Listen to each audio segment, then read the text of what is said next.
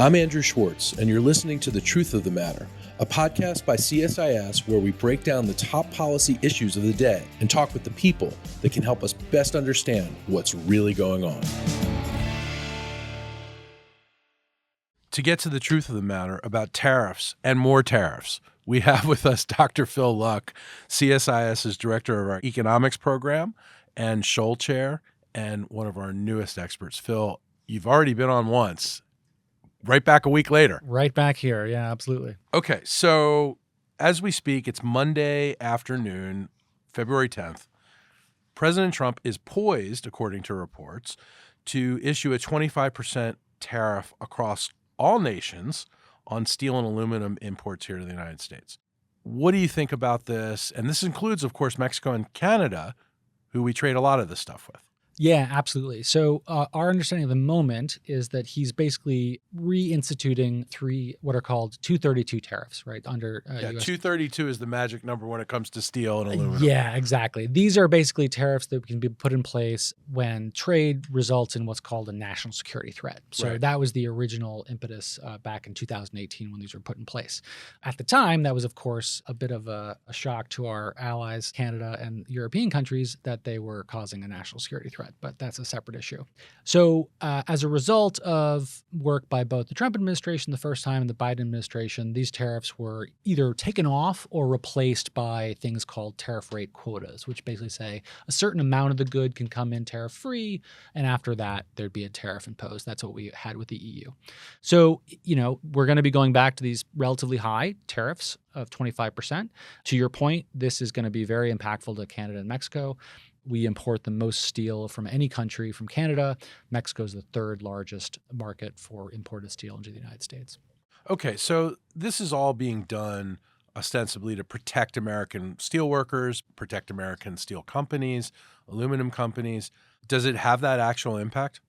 Yeah, so big picture, it's not good for the U.S. economy, and I'll go into that in a little bit of detail in a second. But the one thing I do want to note is the argument here is not about jobs, it's about the national security. So it's basically their argument is we need to be able to produce more steel than we currently are producing in order to basically support our national security and defense industrial base.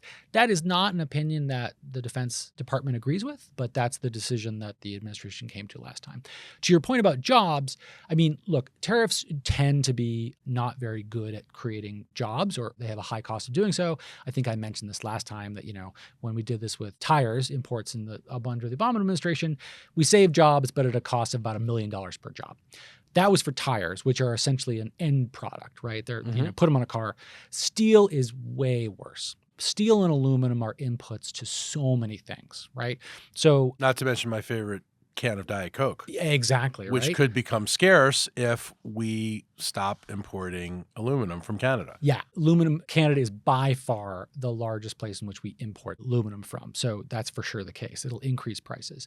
Steel, aluminum, these are inputs to a wide array of industries in the United States, a wide array of manufacturing industries. So this will increase costs for automobile sector, the construction sector, infrastructure, the data center build out that the administration really wants to do. This is going to increase the cost of all those things. Estimates show we didn't have these tariffs on for a really long time in the first Trump term. It was about a year, depending on the market. They were estimated to cost manufacturing broadly over 200,000 jobs in the United States. 200,000? Yeah, 200,000 jobs. That's more than the entirety of steel and aluminum combined employ, right? So you are destroying far more jobs than you're creating. So, Phil, a lot of this, you mentioned before that, the argument is we need to be able to produce more U.S. steel domestically for national security reasons. Trump administration, President Trump, is making the argument that we need to produce more of everything here for our national security because, for instance, during COVID, we ran out of, masks. During other times, we've, been short on medical ingredients like, for our antibiotics, et cetera. So this, if we get into some kind of a conflict with China, beyond just war of words, war of trade, war of sanctions, we are dependent on them and some others for some products that we really need. So is there something here that really does make sense in terms of national security? You mentioned the DOD isn't of the view. Yeah, I mean, I guess, look, there's two ways to think about this, or there's probably more than that. But economists are used to thinking about things in terms of trade-offs, budget constraints, right? We only have so much productive capacity in the United States. We have a lot. We've got a very large labor force. We have a lot of natural resources. We have a lot of capital. But every time we decide to make one thing or incentivize production in one thing, you are inherently giving up something else, right? We can't do everything at all the time, right? So if we want to prioritize steel production, something that we're not overly efficient at, and we have partners who can do it more cheaply than us, you are taking labor, taking capital, taking resources away from data center build out, AI, people who are going to go into software engineering, right? You have to some degree decide what you want to focus on. Now, that said, I mean, it's certainly the case that you can say that we need a relatively robust industrial base in order to support, our national defense. That has always been sort of part of our industrial strategy. Again, I would say that we don't really import much steel from the PRC because we already have really high tariff barriers on the PRC. We import steel and aluminum from Mexico, Canada, the EU, and these are partners we believe we can sort of count on. Now, the argument that others have made, and I think this is the argument you might get from USTR and others, is that, well, at the root cause of the problem here still is the PRC.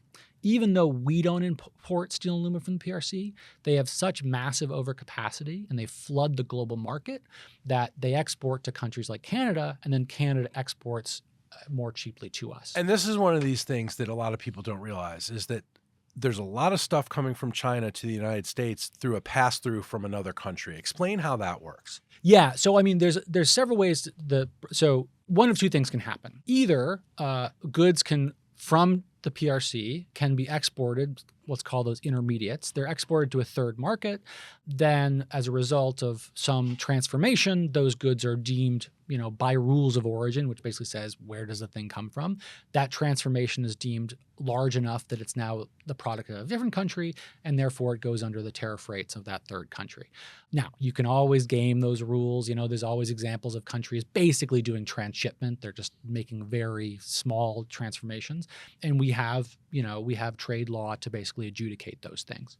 The other issue, which is slightly more macro, is not that the goods themselves are coming here from the PRC. It's that the PRC is such a big producer, and even if they don't send us the steel, their impact on global steel markets is such that they lower prices so substantially because of subsidies that it harms domestic producers just through the sort of second order impacts. I see. Phil, what do you expect to really come of this? Is this just another negotiation? Is this something more concrete? I do not know. I mean, one thing to note is we do not have a trade representative yet. Correct, we don't. So, this is not being run by USTR, presumably. So I think, look, the first Trump administration wanted to deal with the issue of overcapacity by the PRC in steel and aluminum. The Biden administration also wanted to deal with this. We had long negotiations with the EU around their implementation of their CBAM, which is the Carbon Border Adjustment Mechanism. We wanted them to adopt something that we called the Global Arrangement, which is slightly different. But again, we wanted to deal with both carbon emissions of dirty steel and overcapacity from the PRC. So we put a lot of time and effort, or the Biden administration put a lot of time and effort into that. Didn't come with anything, right? So this is not something that we have been trying to deal with this. Even back in the Obama administration, we were trying to deal with this. So, this is a little bit different from the Canada and Mexico situation last week where, I was struggling to find what we were trying to do. I understand what the goal is here, that we are trying to deal with a really large non-market economy distorting markets, right? That's the problem. The problem is it's pretty hard to deal with that in an uncoordinated way. We already have really high tariff barriers on them. So we're worried about that same steel or the global ripple effects of that steel impacting us through third markets. So the only way you can solve that is with coordination. Well, one of two ways. You either put up big trade barriers to everybody, which is what they seem to be wanting to do, or you, in coordination with partners, try to handle the solution or handle the problem. Right. Phil, I'm going to leave you with this. I have a prediction. I believe that one day you or me will see a trade lawyer driving around D.C. in a very fancy German car that has the license plate that says SEC period 232. Yep. I can't. I'm sure that already is taken. Thanks a million, man. All right. Thank you. If you enjoyed this podcast, check out our larger suite of CSIS podcasts. From Into Africa, The Asia Chessboard, China Power, AIDS 2020, The Trade Guys, Smart Women, Smart Power, and more. You can listen to them all on major streaming platforms like iTunes and Spotify. Visit csis.org/podcasts to see our full catalog.